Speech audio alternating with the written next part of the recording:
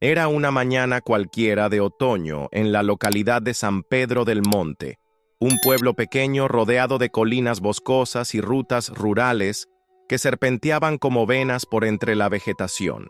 El aire estaba fresco, con una neblina leve que se esparcía sobre los campos como una sábana translúcida.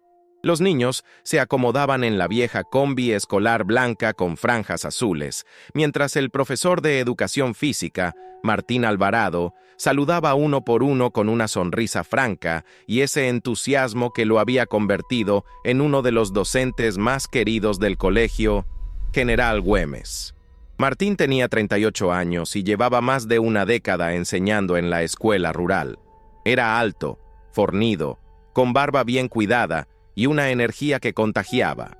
Muchos decían que su verdadera vocación era levantar el ánimo de todos a su alrededor. Aquel día, sin embargo, algo cambió. El vehículo emprendió la ruta de siempre. Un trayecto de 40 minutos entre caminos de tierra, zonas de monte y dos puentes angostos que conectaban los caseríos con el centro escolar. Pero a medio camino, justo antes de entrar a una curva cerrada en la zona conocida como el Paso del Zorro, Martín pidió al conductor que se detuviera. «Creo que olvidé algo en la parada anterior. Es rápido, ya vengo», dijo sin dar muchas explicaciones. El conductor esperó varios minutos, luego más. Los chicos empezaron a impacientarse, pero Martín nunca regresó.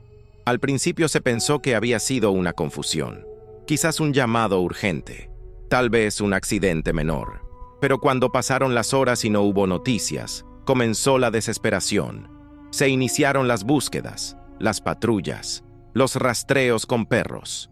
Los medios locales titularon «Profesor desaparece misteriosamente en trayecto escolar». Y con el paso de los días, la noticia llegó a todo el país. 10 años más tarde, en 2022, un hombre desorientado apareció caminando sin rumbo en una ruta secundaria a más de 600 kilómetros del lugar. No portaba documentos. No sabía su nombre, ni cómo había llegado allí. Solo repetía dos palabras. Los árboles. Era él. Era Martín Alvarado. Pero no recordaba nada. Había quedado en el vehículo. Pensando que tal vez se había desviado por una urgencia, terminó el trayecto hasta la escuela y dio aviso inmediato a la dirección. En cuestión de minutos, ya se había contactado a la policía local, a la familia de Martín y a los responsables de seguridad del pueblo. La primera en llegar a la zona fue Julia Alvarado, hermana mayor de Martín y directora del hospital municipal. Su rostro, habitualmente sereno, mostraba una mezcla de incredulidad y pánico. Sabía que su hermano no era de actuar por impulso. Algo no encajaba. Las autoridades iniciaron un operativo en la zona del Paso del Zorro. Ese paraje, aunque hermoso, era también conocido por su vegetación espesa y por haber sido escenario de accidentes y desapariciones aisladas en décadas anteriores. Se revisaron caminos secundarios, se interrogó a pobladores de los alrededores y se utilizaron drones y perros rastreadores. Nada. Los días pasaron, y con cada amanecer, la esperanza comenzaba a desvanecerse.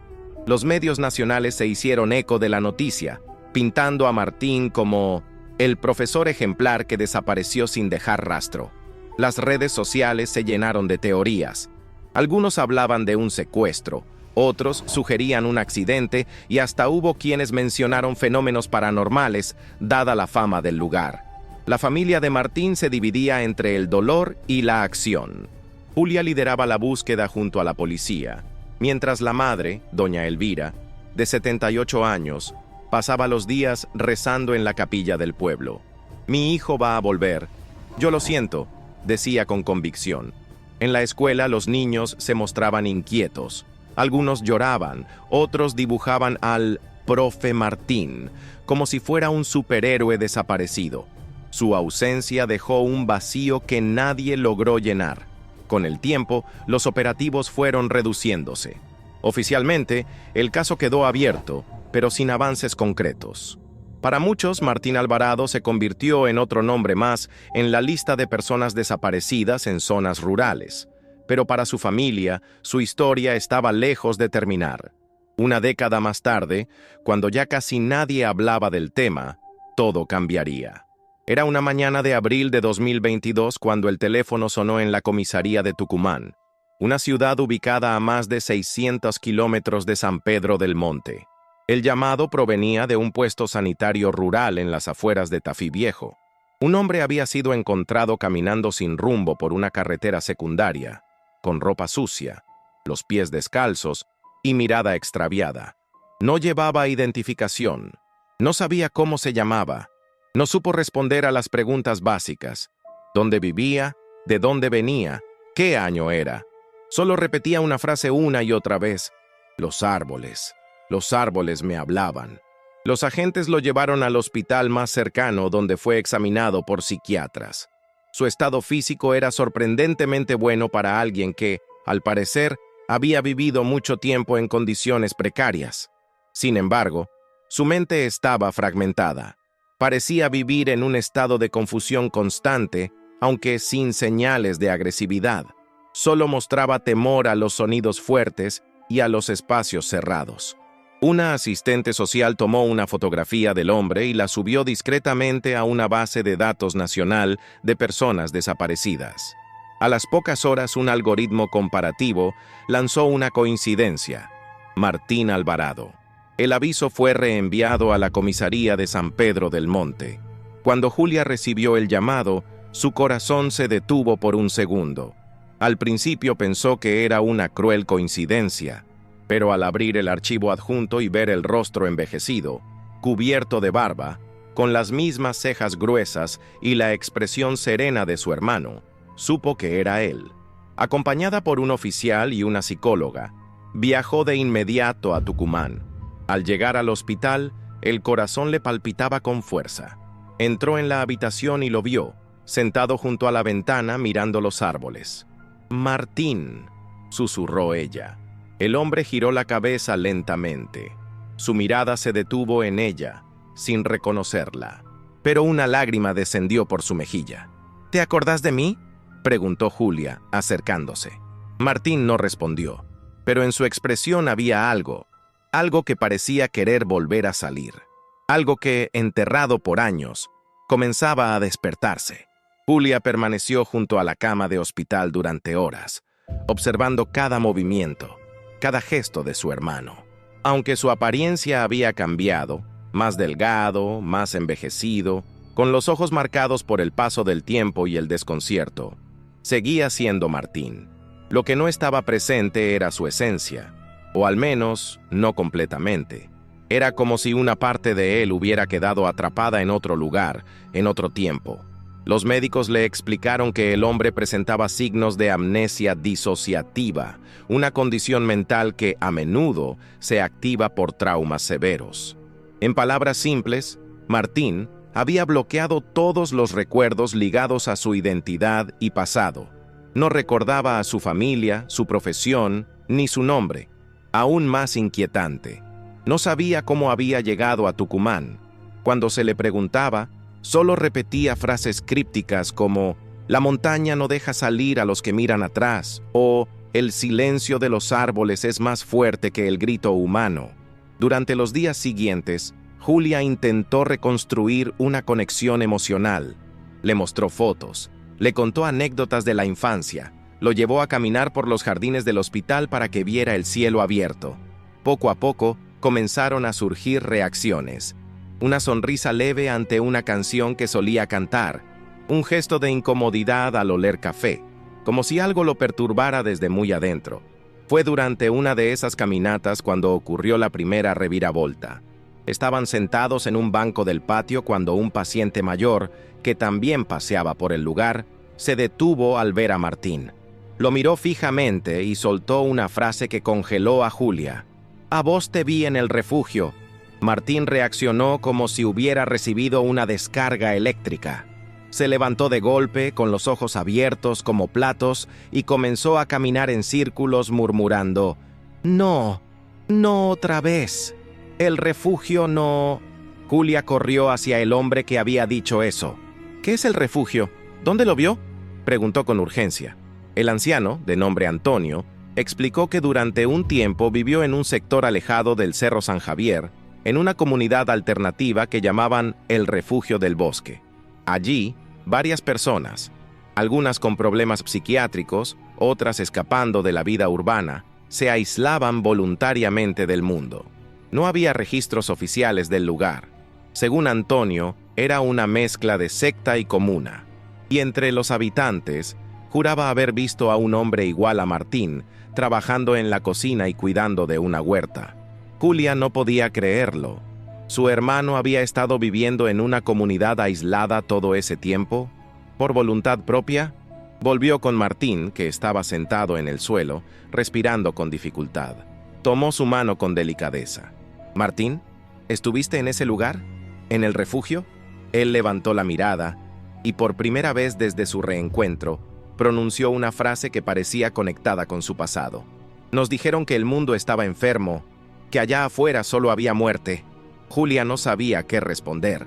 ¿Quién les había dicho eso? ¿Qué clase de ideología lo había retenido durante una década? Volvieron al hospital, y Julia comenzó a investigar. Consultó registros no oficiales, foros en internet, blogs de excursionistas.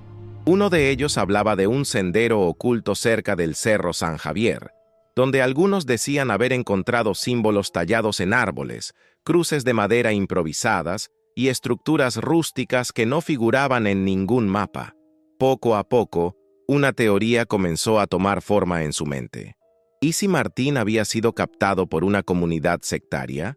¿Y si su desaparición no fue un accidente, sino una forma de fuga inducida?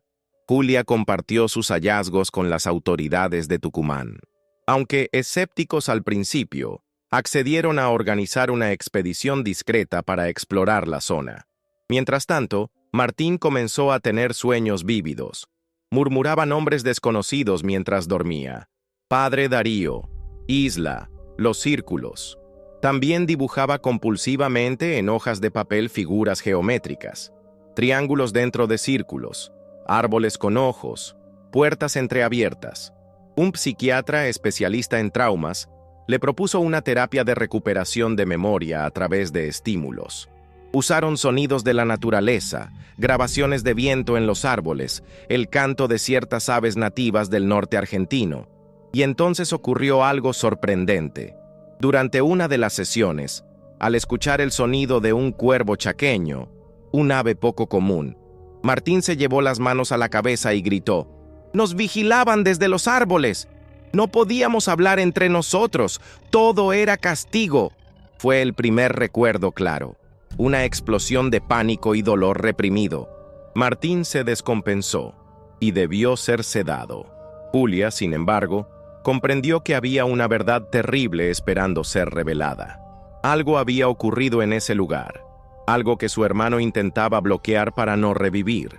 Decidida a llegar ao fundo da questão, ela prometeu a si mesma: «Se esse refúgio realmente existe, eu vou encontrá-lo». Después de la impactante revelación durante la sesión de terapia, el ambiente en el hospital cambió. Martín fue trasladado a una sala de observación más controlada, con seguimiento psiquiátrico intensivo. Aunque seguía confundido, ahora había un hilo, una pista concreta. El refugio no era solo una fantasía, era un lugar real, con reglas, líderes y muy posiblemente otras personas que aún permanecían allí. Julia se enfrentaba a un dilema profundo. Como médica, sabía que presionar a Martín podía agravar su estado. Como hermana, sentía que el tiempo era esencial. Cuanto más tardaran, más difícil sería encontrar pruebas tangibles sobre aquel lugar. Decidió entonces avanzar en paralelo, cuidar de Martín en cuanto organizaba discretamente una expedición con autoridades y guías locales. Mientras tanto, la madre de ambos, doña Elvira, viajó a Tucumán. Tenía 88 años, movilidad reducida y una memoria frágil, pero al ver en televisión una imagen borrosa de su hijo, insistió en que quería abrazarlo antes de que el destino decidiera otra cosa. Cuando se reencontraron, fue como presenciar un milagro contenido en silencio. Elvira no lloró, solo se acercó a él, tomó su rostro con las dos manos y le dijo: «Estás acá, y eso es suficiente». Martín la miró sin reconocerla, pero con una ternura instintiva. No habló, pero no apartó la mirada. Fue la primera vez que Julia lo vio sostener el contacto visual sin huir. Al día siguiente, un grupo reducido se organizó para adentrarse en la zona indicada por el paciente Antonio. El equipo estaba compuesto por Julia, 2 oficiales, un psicólogo forense y un guía de montaña que conocía bien los senderos ocultos de San Javier. Llevaban mapas, provisiones y equipo de rastreo. Mientras el grupo partía, Martín tuvo una nueva crisis. Comenzó a golpear la pared gritando: «¡No vuelvan allí! ¡Los que se van no deben mirar atrás!». Tuvieron que sedarlo nuevamente. El psiquiatra registró el episodio como un eco traumático, una reacción de defensa al percibir que la realidad amenazaba el bloqueo mental que lo protegía. Durante la expedición, tras 5 horas de caminata por senderos no señalizados, el equipo encontró las primeras señales: cruces talladas en troncos, restos de estructuras rudimentarias y más adelante, un claro en el bosque donde aún se levantaban chozas improvisadas hechas con troncos, barro y chapas oxidadas. No había nadie. Parecía abandonado, pero dentro de una de las chozas encontraron documentos quemados a medias, un altar rústico con símbolos extraños, una especie de triángulo encerrado por ramas secas, y un cuaderno de anotaciones con hojas arrancadas. Lo más inquietante fue encontrar en una de las paredes un mural con nombres escritos a mano. Algunos estaban tachados. Entre ellos, claramente visible, aparecía Martín A. Julia tomó fotos, respirando con dificultad. Aquello no era solo un refugio de aislamiento. Parecía una estructura controlada, con reglas, vigilancia, quizás incluso castigos. De regreso al hospital, mostró las imágenes a Martín. Él las miró en silencio. Al ver el símbolo del triángulo, su cuerpo tembló. Él no dejaba salir a nadie. El padre decía que afuera todo era veneno. Julia no lo interrumpió. Dejó que las palabras salieran. ¿Quién es el padre?, preguntó suavemente. Padre Darío. Él nos preparaba. Nos decía que éramos los últimos sanos, que afuera ya no quedaban humanos. Julia no podía creer lo que escuchaba. Una secta, un grupo de aislamiento extremo, liderado por alguien que convencía a las personas de que el mundo exterior era una amenaza. Era posible que Martín hubiera sido manipulado psicológicamente hasta aceptar esa vida de encierro. Los psiquiatras, al escuchar la grabación de la conversación, concluyeron que Martín había estado sometido a un entorno coercitivo prolongado. Lo más probable era que sus recuerdos estuvieran compartimentados, algunos accesibles, otros enterrados en el subconsciente por autoprotección. Mientras las autoridades comenzaban a investigar a fondo sobre el refugio del bosque, Julia intentó enfocarse en la rehabilitación emocional de su hermano. Le enseñó fotos de su infancia, grabaciones de voz de antiguos alumnos, lo llevó al aire libre para caminar por lugares tranquilos. A veces Martín lloraba sin saber por qué. Otras veces se quedaba en silencio mirando el horizonte. En una de esas caminatas, ocurrió algo inesperado. Pasaron junto a un parque donde niños jugaban a la pelota. Uno de ellos cayó y se raspó la rodilla. Martín reaccionó inmediatamente. Corrió hacia el niño, revisó la herida y, con movimientos naturales, improvisó un vendaje con su pañuelo. Luego, miró a Julia y dijo: Yo solía hacer esto, ¿no? Julia lo abrazó con fuerza, con tenduas lágrimas. Sí, Martín, siempre cuidaste de los demás. Ese gesto marcó un punto de inflexión. A partir de entonces, Martín comenzó a mostrar mayor apertura. No era una recuperación rápida, pero cada avance, por pequeño que fuera, era un rastro de que su verdadera identidad seguía viva, luchando por salir.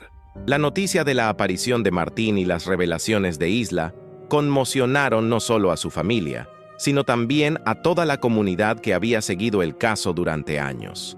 Sin embargo, lo que parecía un paso decisivo hacia la verdad se vio rápidamente opacado por nuevas complicaciones y misterios que surgían desde las sombras. Julia, aunque llena de esperanza, comenzó a notar que detrás de la aparente liberación de su hermano se ocultaban hilos aún más oscuros. El grupo conocido como El Refugio no era solo una secta aislada, sino parte de una red mucho más amplia con ramificaciones que cruzaban fronteras y que parecía tener influencias en distintas capas sociales y gubernamentales.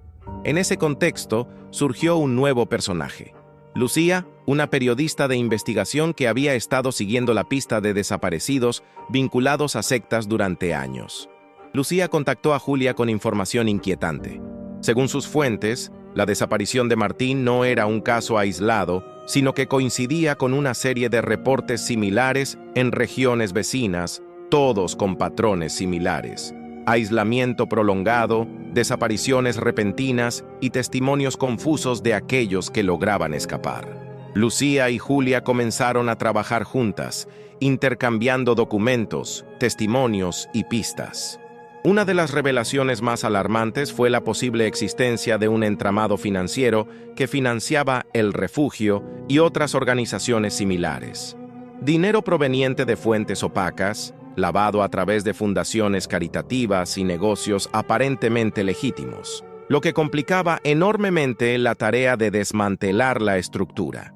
Paralelamente, Martín continuaba en proceso de recuperación, pero sus recuerdos seguían siendo fragmentados y confusos.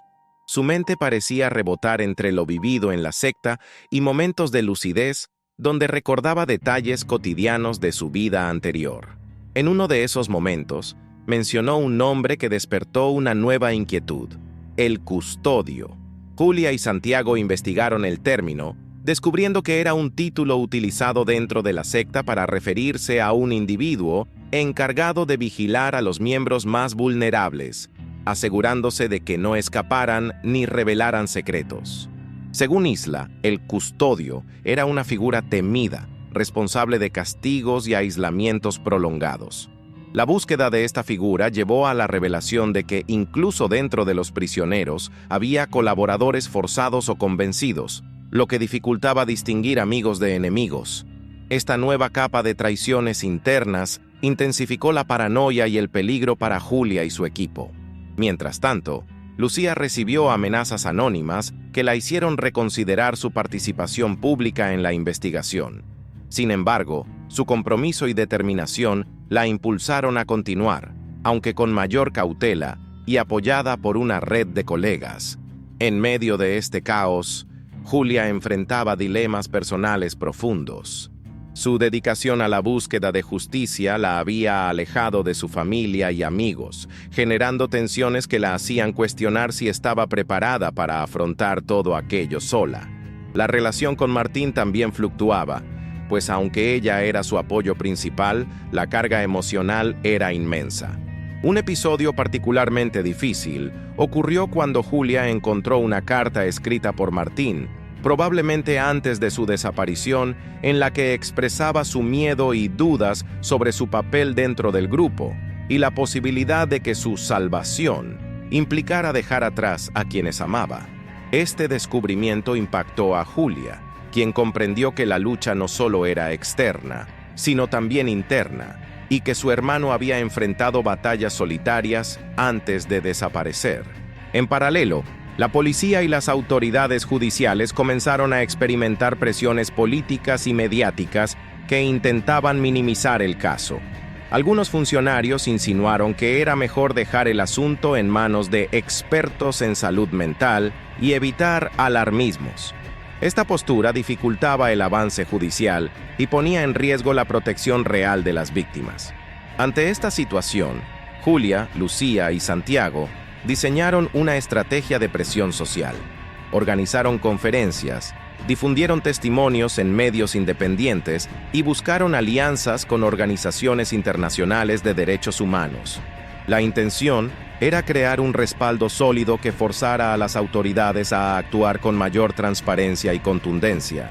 Mientras tanto, Isla logró contactarse en secreto con Julia a través de mensajes cifrados, revelando que aún estaba dentro de un sistema de vigilancia constante y que sus movimientos eran limitados. Isla pedía ayuda para coordinar un rescate que implicaría riesgos extremos, pero que era necesario para salvar a otros que seguían atrapados. Este pedido añadió urgencia al caso y obligó a Julia y Santiago a evaluar cuidadosamente los riesgos de una acción directa contra la secta, que ya demostraba ser más organizada y peligrosa de lo que inicialmente se pensaba. En medio de estas nuevas tramas, los vínculos personales y emocionales de los personajes principales se entrelazaban cada vez más. Julia se apoyaba en Santiago, con quien la relación evolucionaba de una alianza profesional a una complicidad más profunda. Lucía, por su parte, encontraba en Julia un punto de apoyo para enfrentar sus propios temores y traumas derivados de investigaciones anteriores. Martín, aunque aún vulnerable, comenzaba a mostrar destellos de esperanza y fuerza interior, lo que alentaba a todos a continuar la lucha. Este bloque marcaba un punto de inflexión en la historia. La complejidad del enemigo, las alianzas formadas y los dilemas éticos y emocionales planteaban nuevos desafíos que elevarían la tensión y abrirían camino a revelaciones aún más impactantes. La tensión emocional entre Julia, Martín, Isla y Santiago crecía día a día, mientras los desafíos externos se entrelazaban con conflictos internos profundamente arraigados.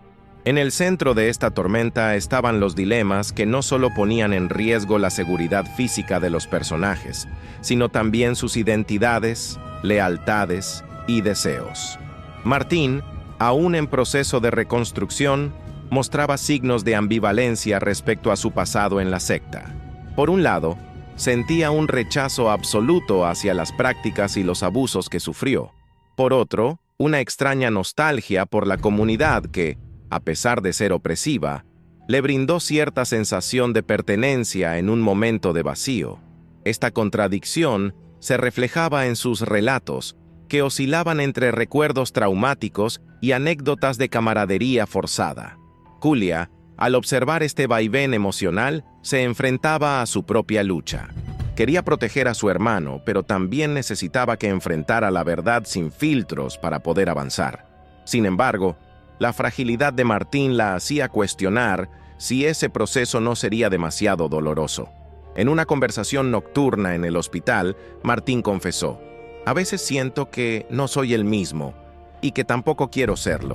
Julia lo miró con ternura, pero con firmeza.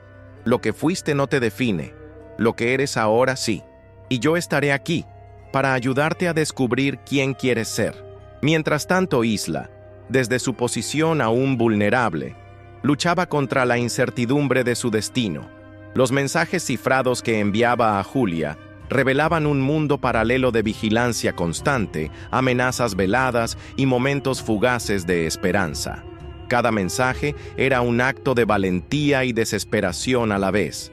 Santiago, por su parte, jugaba un papel fundamental como puente entre lo emocional y lo estratégico. Su experiencia en inteligencia le permitía anticipar movimientos de la secta, pero también le imponía el reto de lidiar con sus propios fantasmas personales.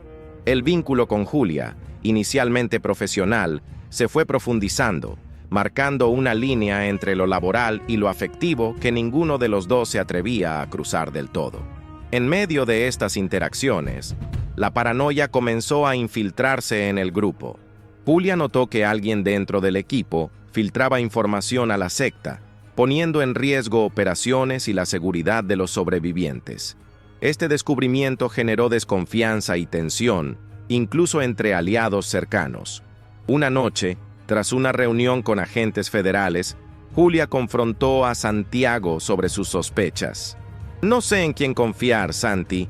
Todo parece un juego de espejos donde nada es lo que parece». Santiago respondió con calma, pero con la gravedad de quien lleva mucho tiempo viendo traiciones. «La guerra contra estas redes es también una guerra interna. Tenemos que ser cuidadosos y protegernos. Nadie está a salvo, ni siquiera nosotros». El peso de esas palabras cayó sobre Julia como una losa. Entendió que la lucha no era solo contra una secta externa, sino contra la posibilidad de que el enemigo estuviera infiltrado en sus propios espacios. Mientras tanto, Martín vivía momentos de crisis que desafiaban su estabilidad. En una ocasión, durante una terapia grupal, tuvo un episodio de pánico severo que puso en alerta a todo el equipo médico. El trauma revivido era insoportable, y su recuperación parecía estancarse.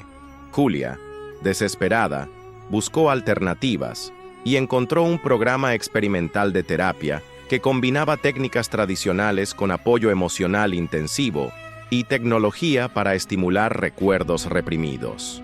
Decidió proponerlo a Martín, que después de mucha resistencia, aceptó, impulsado por el deseo de recuperar su vida. Los días que siguieron fueron una montaña rusa emocional. Cada sesión abría ventanas a recuerdos fragmentados y sentimientos reprimidos, generando avances lentos pero significativos. Paralelamente, Julia y Lucía continuaban sus investigaciones periodísticas, logrando exponer públicamente parte de la red financiera y algunas figuras clave. Esto generó un aumento en la presión pública y mediática, forzando a las autoridades a actuar con mayor determinación.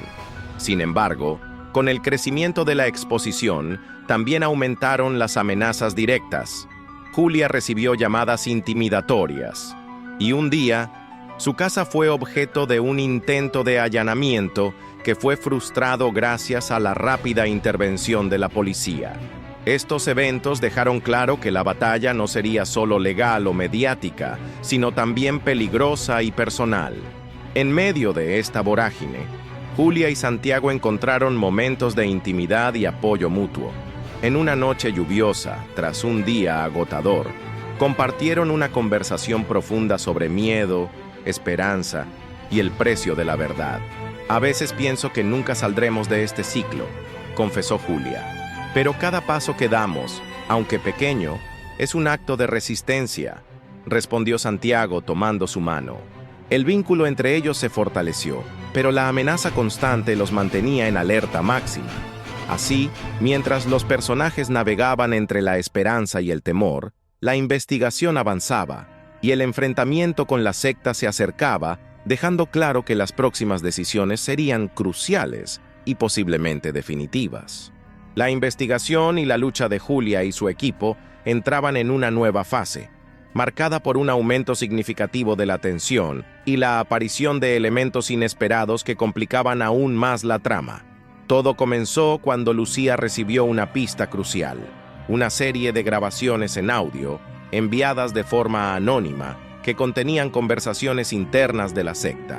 En ellas se escuchaban fragmentos de rituales, planes de expansión y menciones a un objetivo mayor al que se referían como la nueva era. Estas grabaciones revelaban que la secta no solo operaba en la clandestinidad para mantener a sus miembros aislados, sino que también tenía ambiciones políticas y sociales de gran alcance. El grupo planeaba infiltrar instituciones y manipular a sectores clave para alcanzar su visión distorsionada del mundo. La recepción de esos audios provocó un impacto inmediato en el equipo. Julia, Santiago y Lucía pasaban horas analizando cada palabra, intentando descifrar códigos y posibles ubicaciones mencionadas entre líneas. Mientras tanto, Martín mostraba avances significativos en su terapia, pero también evidenciaba momentos de vulnerabilidad extrema. En una sesión particularmente intensa, relató la existencia de los guardianes, figuras que según él vigilaban a los miembros y castigaban a quienes dudaban o intentaban escapar. Esta información coincidía con las pesquisas sobre el custodio, confirmando la existencia de una jerarquía interna rígida y brutal dentro de la secta. Además, surgieron nuevos personajes clave. Un exmiembro llamado Ezequiel, que logró escapar tiempo atrás y había permanecido en el anonimato por miedo a represalias. Ezequiel se convirtió en una pieza fundamental para comprender la estructura interna del grupo y los métodos de control que empleaban. Su testimonio aportó detalles sobre entrenamientos intensivos, lavado de cerebro y sobre cómo la secta utilizaba chantajes y secretos personales para mantener la lealtad y el silencio. La llegada de Ezequiel, sin embargo, generó controversias dentro del equipo, pues algunos dudaban de su veracidad y temían una posible infiltración. Mientras tanto, la tensión fuera del ámbito investigativo también se intensificaba. Julia recibió una advertencia clara durante una reunión pública. Un hombre desconocido la siguió y le dejó una nota con la frase: «Detente o sufrirás las consecuencias». Este tipo de intimidaciones comenzó a afectar el ánimo de todo el equipo y a generar debates sobre hasta dónde estaban dispuestos a llegar. La presión también impactó en la relación entre Julia y Santiago. La cercanía emocional se volvió una fuente de fortaleza, pero también de ansiedad, pues ambos entendían que cualquier distracción podía ser fatal. En medio de la creciente amenaza, Isla logró enviar un último mensaje cifrado, una coordenada y una frase enigmática: el ojo que todo lo ve. Esa pista llevó al equipo a investigar un antiguo complejo abandonado que servía como centro de entrenamiento y rituales. La expedición al lugar, peligrosa y arriesgada, permitió recolectar pruebas importantes, pero también puso en evidencia la vigilancia constante de la secta. Este bloque terminó con una emboscada inesperada que obligó al equipo a una retirada táctica, dejando claro que la confrontación directa sería inevitable y potencialmente fatal.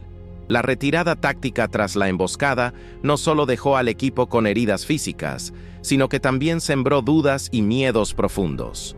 Julia sentía el peso de la responsabilidad como nunca antes. Cada decisión podía significar la vida o la muerte de quienes luchaban junto a ella. En ese contexto, las conexiones personales se volvieron la base para mantener la cohesión y la esperanza.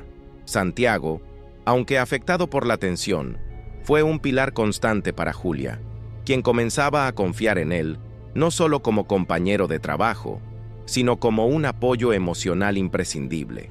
Mientras tanto, Lucía continuaba su labor periodística, esta vez con la ayuda de una red internacional de reporteros que aportaban recursos y respaldo. Las investigaciones mostraban que la secta operaba bajo una fachada de organizaciones benéficas y fundaciones, lo que les permitía mover recursos y evadir el control legal con relativa facilidad. Paralelamente, la situación de Martín evolucionaba. Sus avances terapéuticos permitieron que comenzara a identificar a otros miembros que podrían estar aún atrapados o siendo manipulados, lo que motivó la creación de un programa de ayuda integral que incluía no solo apoyo psicológico, sino también reinserción social y legal. Isla, por su parte, seguía siendo un misterio. Los mensajes que enviaba con cautela sugerían que, aunque físicamente liberada, seguía bajo una especie de presión invisible. Su vínculo con Julia se fortalecía a través de esas comunicaciones, pero la incertidumbre sobre su seguridad real permanecía latente. En medio de estas dinámicas, apareció un nuevo desafío: la infiltración de agentes dobles dentro de las fuerzas encargadas de la investigación.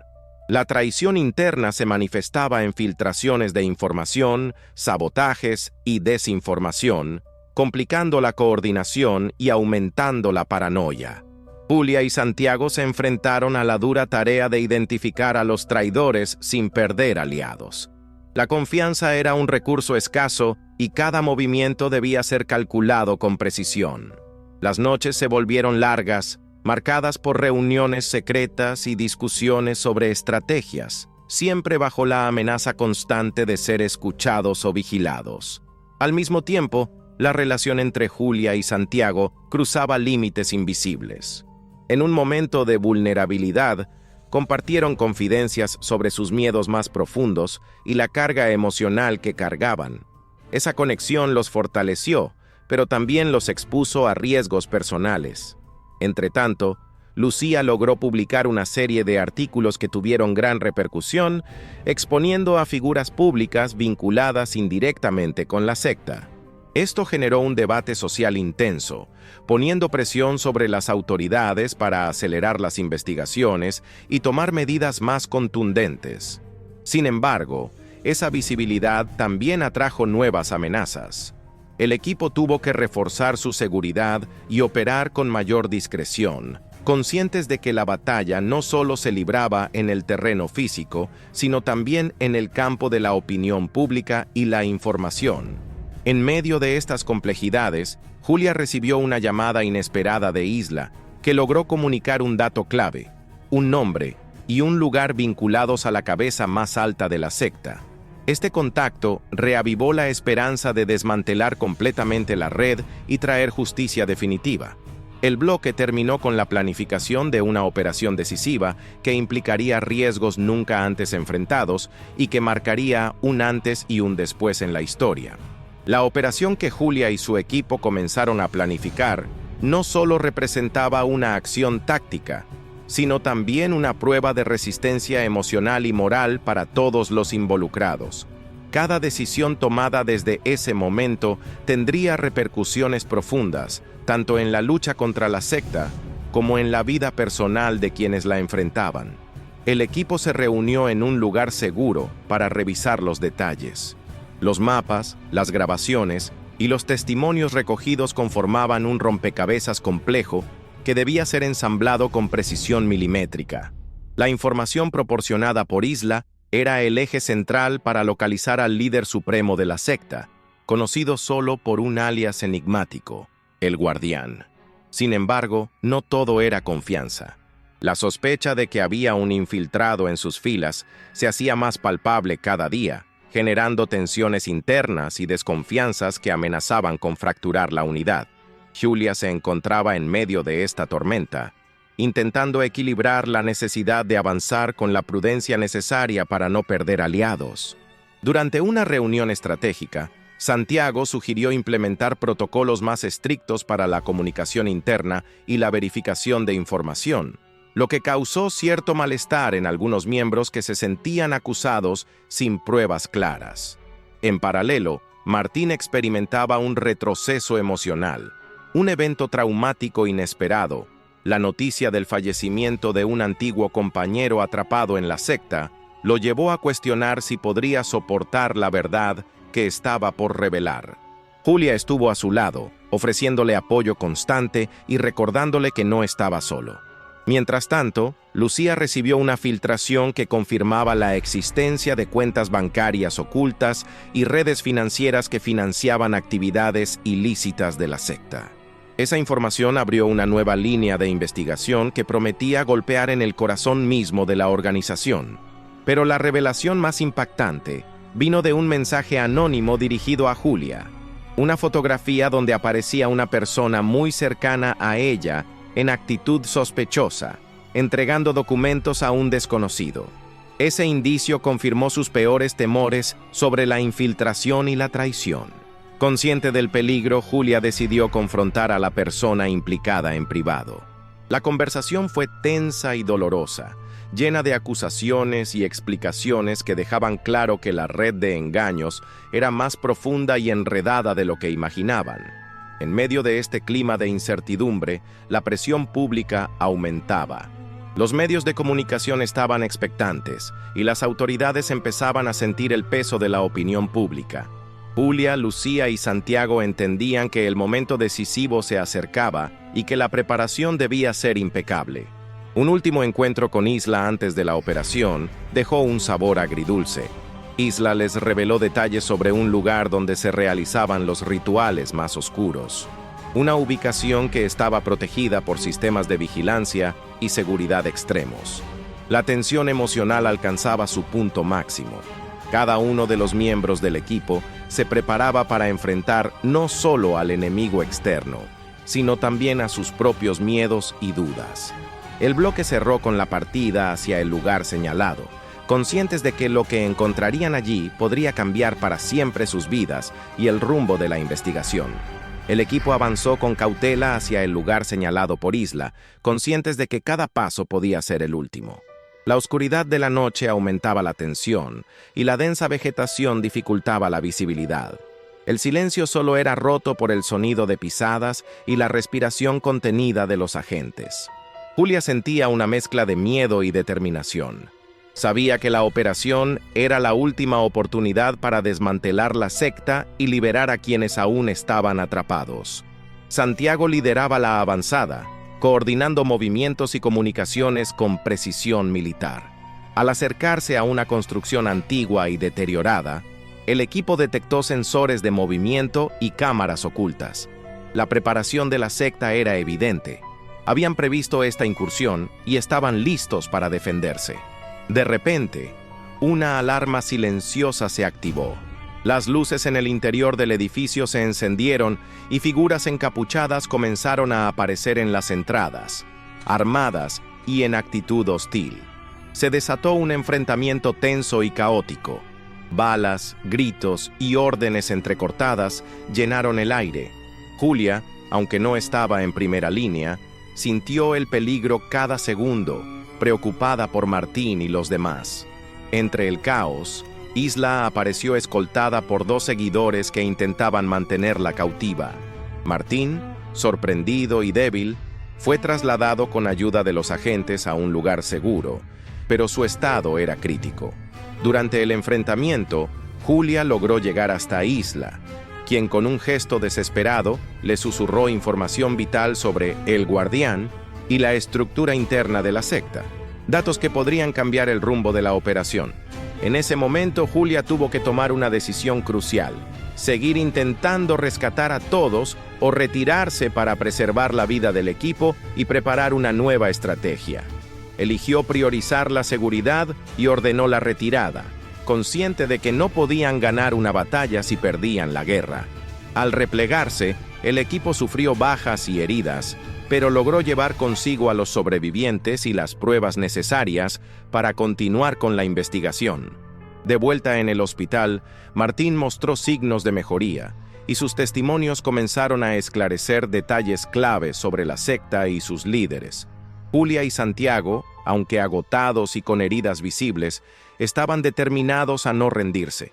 Sabían que la lucha estaba lejos de terminar, pero el paso dado era decisivo. La operación dejó claro que la secta era una organización peligrosa y bien estructurada, pero también vulnerable cuando se enfrenta a la verdad y a la valentía de quienes buscan justicia. Los días siguientes a la retirada fueron una mezcla de reflexión, planificación y recuperación. Julia y Santiago entendían que la batalla más dura aún estaba por venir y que cada detalle debía ser cuidadosamente analizado para evitar errores fatales. Martín, aunque frágil, comenzó a recuperar fragmentos de memoria que apuntaban directamente a las figuras más oscuras de la secta. Sus relatos incluían nombres, ubicaciones y detalles que solo alguien con experiencia directa podría conocer. Mientras tanto, Lucía intensificó su trabajo periodístico, exponiendo con mayor profundidad la red financiera y las conexiones políticas que mantenían a la secta funcionando en las sombras. La presión pública y mediática alcanzó niveles sin precedentes, forzando a las autoridades a actuar con rapidez y rigor. Sin embargo, la secta no estaba dispuesta a rendirse sin luchar. Se intensificaron las amenazas, las operaciones encubiertas y los intentos de desacreditar a los sobrevivientes y a quienes los apoyaban. Julia, Santiago y Lucía se convirtieron en blanco constante, pero su determinación solo creció. La colaboración entre ellos se fortaleció, creando un frente unido que combinaba experiencia táctica, investigación y valentía. En medio de esta atmósfera de tensión máxima, se planificó la operación final para capturar a El Guardián y desmantelar definitivamente la secta. El equipo sabía que sería la misión más peligrosa, pero también la más crucial para traer justicia y cerrar ese capítulo oscuro. El bloque concluye con la preparación intensa y la sensación palpable de que el momento decisivo estaba por llegar, dejando al público en la expectativa más alta. La operación final contra El Guardián y la secta fue lanzada en medio de una noche oscura y silenciosa, donde cada segundo podía marcar la diferencia entre la victoria y la tragedia. El equipo, liderado por Julia y Santiago, se infiltró en la última fortaleza del grupo, un complejo remoto y fuertemente protegido. Dentro, encontraron no solo evidencia tangible de los crímenes cometidos, sino también a varios miembros atrapados que esperaban ser liberados. Las emociones se mezclaban con la adrenalina y la tensión mientras avanzaban pasillo tras pasillo. Finalmente, en una sala oscura, se encontraron cara a cara con El Guardián, un hombre carismático pero despiadado, cuya manipulación había mantenido a la secta unida durante años. Durante la confrontación, se revelaron secretos ocultos que explicaban el alcance real de su poder y la red de influencias que había tejido. Martín, con una valentía renovada, enfrentó a El Guardián, revelando la verdad de sus experiencias y desarmando la fachada del líder. Isla, a su lado, aportó testimonios que terminaron de derribar las máscaras de la secta. La detención de El Guardián y la entrega de pruebas irrefutables marcaron el fin de una era de terror. El equipo celebró la victoria, pero también reconoció que la recuperación de las víctimas sería un proceso largo y delicado. Este momento culminante fue la recompensa a años de lucha, sacrificios y esperanza, y un testimonio del poder de la verdad frente a la oscuridad. La historia de Martín, Julia, Isla y Santiago nos recuerda que incluso en las sombras más profundas, la luz de la verdad y la esperanza puede brillar con fuerza. La valentía de quienes se enfrentaron a la secta y lucharon por la justicia demuestra que ninguna oscuridad es eterna. Este relato también nos invita a estar atentos a las señales de manipulación y abuso, y a apoyar a quienes buscan reconstruir sus vidas después de experiencias traumáticas. La recuperación es un camino difícil, pero la solidaridad y el amor son fuerzas poderosas para sanar.